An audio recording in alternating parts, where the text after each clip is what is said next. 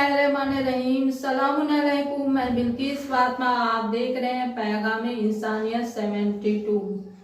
आज हम आपको एक मोमना का वाकया बयान करने जा रही हूँ।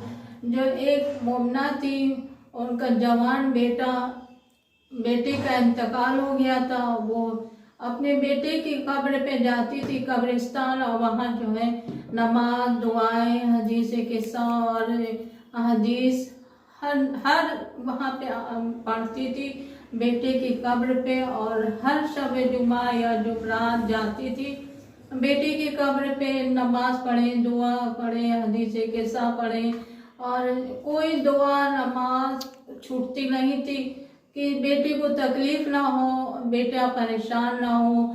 उसकी कब्र पे रातों रात पढ़ा करती थी। जुमरात को, जुमे को पहुंच जाती थी, पढ़ा करती थी। लोग कहते हैं कि कब्रिस्तान में जाना नहीं चाहिए, मगर उन मोमना का जवान बेटा था, इंतकाल हुआ था, और वो जाके कब्र पे पढ़ती थी मेरे बेटे को तकलीफ ना पहुंचे। हर शब जुमा, हर जुमरात को आप पहुंच जाती थी और पढ़ा करती थी। एक दिन जो है उनको रात में वो सो गई और नींद आ गई उनको, और ख्वाब में देखा मेरा बेटा आया है।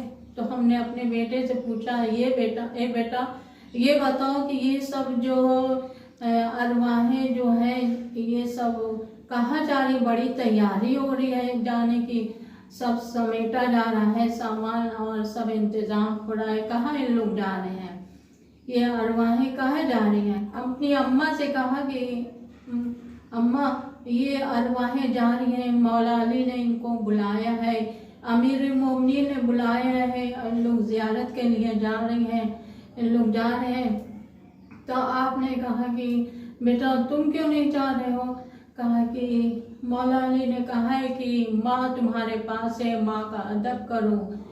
और इतना कहना था कि आप जो है ख्वाब से बेदार हुई, और आपने कहा कि अरे मेरी वजह से मेरा बेटा जो है मौला अली की ज़ियारत करने नहीं जा रहा है, उसको ज़ियारत नसीब नहीं हुई आमिर मोमिनीन की।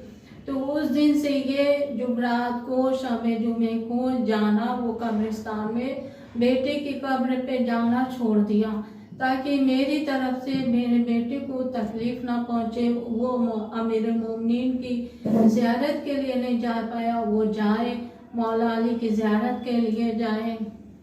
इसीलिए लोग कहते हैं कि कब्रिस्तान में नहीं जाना चाहिए। कब्रिस्तान में लोग जाए, सूरह फातिहा पढ़े, अपने अजीज़ों को जिनका इंतकाल हो गया उनके कब्र पे पढ़े, और पढ़ के और फौरन पलट आए, क्योंकि रात में मना है। मौला अली जो है कहते आए एक शख्स के साथ, और कब्र वादी सलाम में कहा कि वो शख्स ने कहा मौला वादी सलाम में हम भी आप चल रहे हैं, आपके साथ कहीं चलो। वहाँ वादी सलाम में चले, और वहाँ इतने अरवाहें थी, यानी अच्छी भी बुरी भी सब थी। और मौला अली ने कहा मेरे जहाँ भी चाहने वाले दफन होंगे वहाँ से उसका जिस्म ये वादी सलाम में आएगा, और हमारे जहाँ भी चाहने वाले होंगे सब यहाँ आएंगे। यानी गहवारे से इल्म बंदा हासिल करेगा, और मरने के बाद भी उसकी इल्म जो है जारी रहेगी, क्योंकि मरने के बाद मौला अली जो है आए वादी सलाम में, और लोगों अरवाहों को सलाम किया। और वो भी शख्स मौला अली के बगल में खड़ा था। कहा मौला आप इतनी देर से आप लोगों को जो है सलाम करके और तालीम दे रहे हैं, यहाँ तो कोई नहीं है। कहा ए शख्स तुम्हारे आंखों के सामने पर्दा है, तुम्हें कुछ नहीं दिखाई दे रहा है, हम यहाँ सबको इल्म बांट रहे हैं। एक शख्स आया, कहने लगा कि मेरा भाई जो है दूसरी जगह इंतकाल हो गया, वहाँ दफन हो रहा है। तो मौला अली ने कहा कि वो शख्स जहाँ भी दफन होएगा मगर आएगा ये वादी सलाम में आएगा, हम उसको इल्म दे रहे हैं, और जितने यहाँ पे अरवाहें हैं, अच्छी हो या बुरी हो, सबको हम इल्म बांट रहे हैं, और सब आएंगे मेरे चाहने वाले। तो ये शख्स जो है जो साथ में आया था, कहा मौला मौला अली आप बैठ जाइए, बहुत देर से आप खड़े हैं।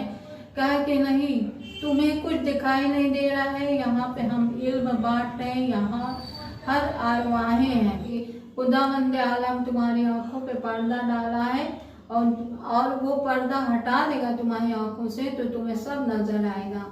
और तो यही जो है कहते हैं कि कब्रिस्तान में रात के टाइम नहीं जाना चाहिए। लोग सही कहते हैं कि रात के टाइम कब्रिस्तान में नहीं जाना चाहिए, वहाँ अच्छी बुरी अरवाहें रहती हैं। मौला अली जो है वहाँ तालीम बांट रहे थे और ये हम आपको बताते हैं कि तालीम जो है बनने के बाद भी मौला आपको देते हैं।